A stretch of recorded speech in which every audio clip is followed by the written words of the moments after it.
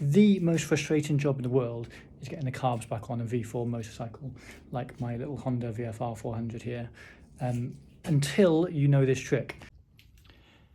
The key is to half mount the rubbers. As you can see here, they're not fully on and they aren't tightened up yet. So I'm just going to leave them there, facing upwards. So this part of the left isn't fully mounted, and then there's a gap by here. And now it's all lined up. Everything's, all the carbs just slightly in. I just gently push down in the middle.